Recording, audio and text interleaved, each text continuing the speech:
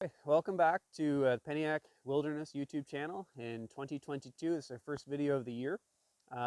We've now been basically living at this cabin full time for about 6 months. And in this video, I was just going to offer some reflections of kind of that decision to move here, how it's been, what that experience has been like, and then let you know what I'm up to and where I'm going or what my plans are in the upcoming year. When we made the decision to move from living in a city to this location, there were multiple reasons to making that decision. It was something that I'd always kind of dreamt of trying, as well as just the overall situation in the world made me feel like there was an opportunity to um, try being a little more self-sufficient than I was being. So in moving from the way I was living to the way I'm living now, I had, prior to this, I had a mortgage, light bill, heat bill, water bill, and that style of living was good for me for a long time. But now, with the decision to move here, I no longer have those things, which is ultimately, in my opinion, good for at least the time being. But as a consequence of not having those things, we now have to ensure that we have firewood for heat, and that we have enough of that for the winter season, and hopefully as we go forward, making sure we have enough to go into the future a little ways. Maintaining and keeping a chimney clean and a stove clean. Those are some of the things we have to do. In addition to that, we have a tractor and a few mechanical things that need upkeep, oil changes, and just the maintenance that goes with that. The outhouse that we have requires a bit of service every now and then. And when I built this cabin, I did not build it with the intent to live in it. It was just going to be a place to escape to or go to from time to time. So it's located somewhat remotely. So we get here usually in a combination of ATV, on foot, sometimes snowshoe in the winter, or skis, and occasionally I can drive a small vehicle in here. So there's maintaining the ability to get here.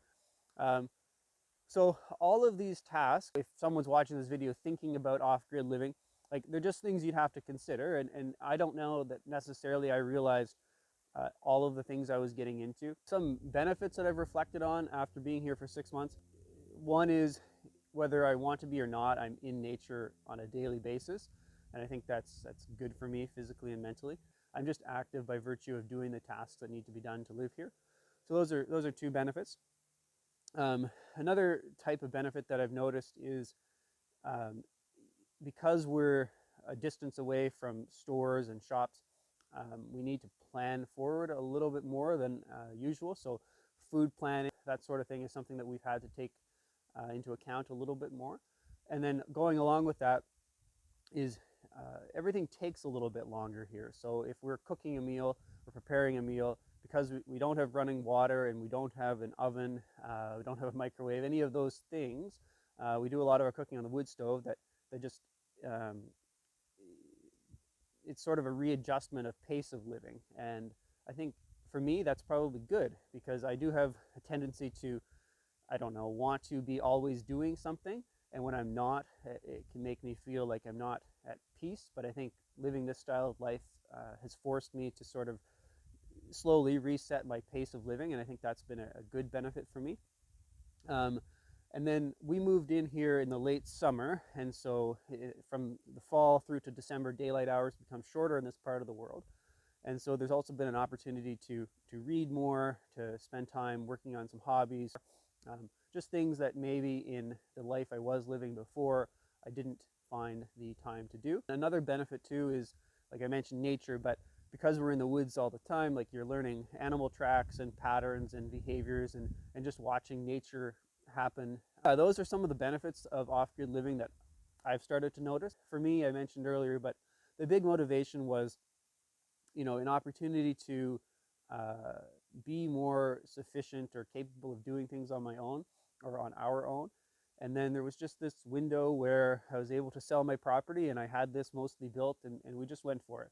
And I think that's another thing too. Like, I think people or myself can, although it's important to think about what you're going to do, sometimes you can overthink things. And I think sometimes the hardest step is just starting. And so even with this cabin, like, it took me a long time before I made the decision to buy a sawmill to start building. And then once I started with the sawmill, everything just sort of happened from there. All right, and then in terms of what I'm up to right now at the cabin, the last video we put out was finishing the outside of this extension. So now I'm inside the extension. I haven't really recorded much video because mostly all I've been doing is putting in some insulation.